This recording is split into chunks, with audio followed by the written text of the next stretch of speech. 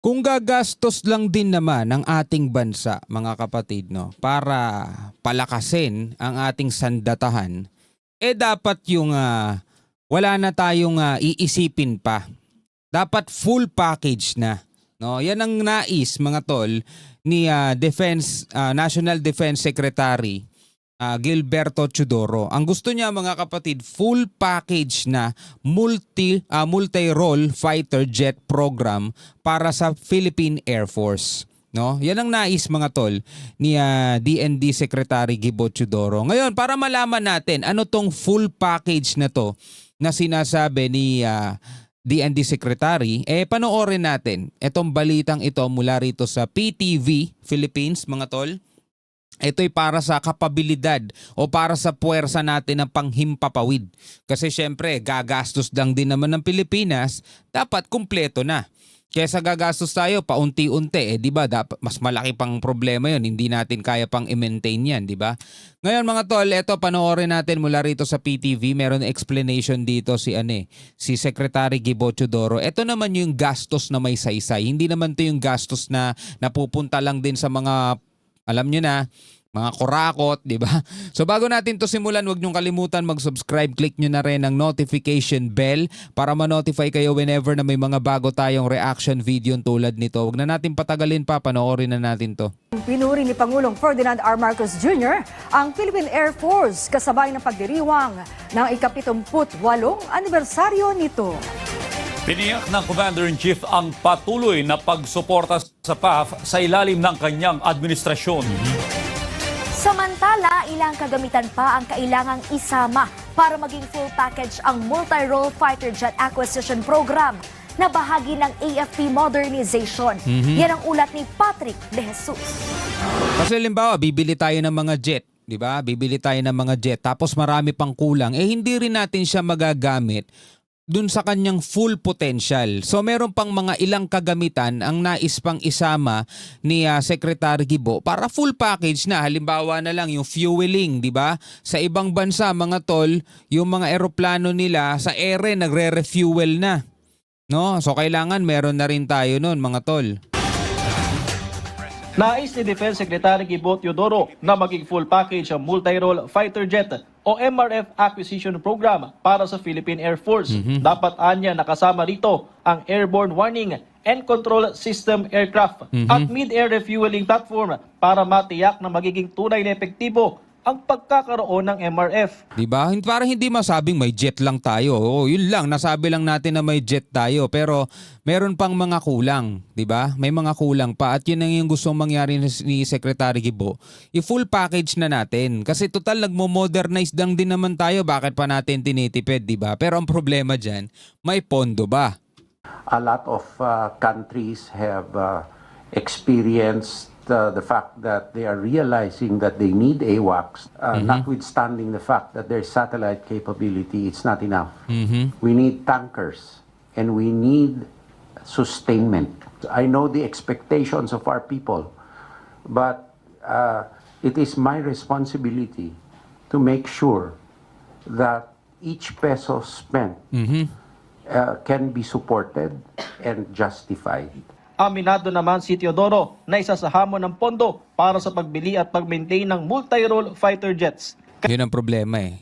Yan ang hamon talaga mga tol, yung pondo. Kaya't nakikipag-ugnayan siya sa Department of Finance at Department of Budget and Management at kinokonsidera ang syndicated loan at iba pang alternatibong revenue source. Pero hindi, kayo bilang mga mamamayang Pilipino, kasi every time na may ginagastos ang gobyerno, may mga nagko-comment, dyan pala napupunta ang mga tax namin. Kala mo naman talaga, napakalalaki ng binabayad na tax no?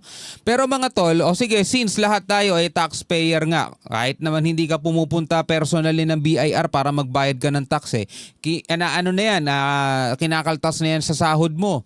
Every time na bumibili ka ng mga goods, may mga tax yan, may mga VAT yan. So taxpayer ka na rin. Kahit ikaw ay tambay, bumili ka ng Yossi, may tax na rin dyan. So taxpayer ka na rin. So yung mga tax na binabayad ng mga tao, okay lang ba sa inyo mga tol? Na sa ganito, ay magagastos o sa ganito mapupunta. Pagpapaunlad ng ating sandatahang lakas, pagbili ng mga multi-role fighter jet, yung full package na gagastusan yan at hindi biro ang gastos dyan mga tol. Hindi milyon bilyon mga tol ang pinag-uusapan dito. Talagang malaking halaga. Pero ito yung gastos na may saysay. Ito yung gastos na mapapakinabangan. Bakit? Kasi hindi naman to mapupunta sa bulsa lang ng iilan eh. Hindi naman to mapupunta sa bulsa ng kung sino mang mangungurakot dyan. Ito'y mapupunta mga tol para palakasin yung ating puwersa, yung ating sandatahan. Diba? Hindi naman porket bibili tayo ng ganito kasi baka may mga tumutol sa inyo gagamitin yung fighter jet. 'Di ba? Pero ito mga tol, hindi naman porket bumibili ang ganito ang Pilipinas, ikipaggera na tayo, no? Sa maraming bagay kailangan talaga ang isang bansa ay merong mga ganitong klaseng kakayanan o capability.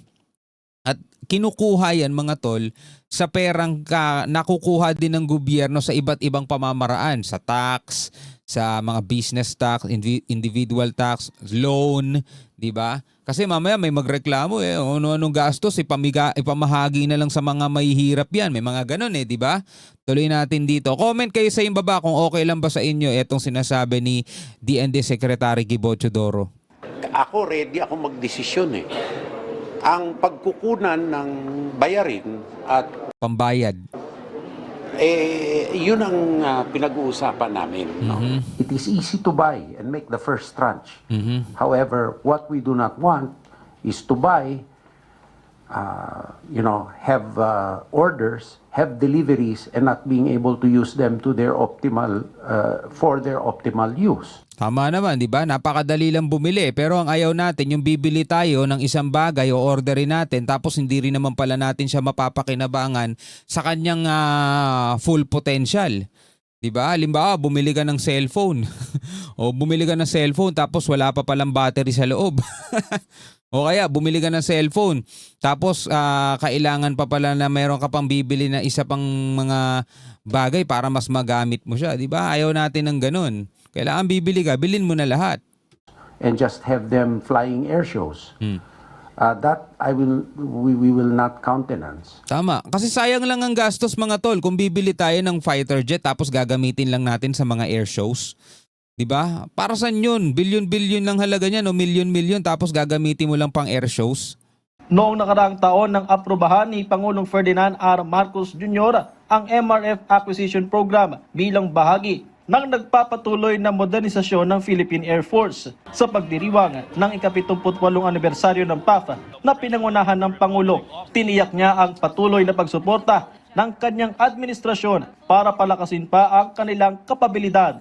Habang umaasa ang taong bayan sa inyo, kayo naman ay may maaasahan sa administrasyong ito. Bilang inyong Commander-in-Chief, titiyakin kong buo at tapat ang suporta at malasakit ko sa inyong lahat na Philippine Air Force. Pinuri at kinilala naman ng Commander-in-Chief ang kahandaan ng PAF sa pagtugon sa kanilang tungkulin, kagaya ng pagresponde sa mga kalamidad at pagprotekta sa airspace ng bansa. I say this with great pride. The Philippine Air Force is a force on its own right. It is a credible, agile, essential to our country's aerospace defense.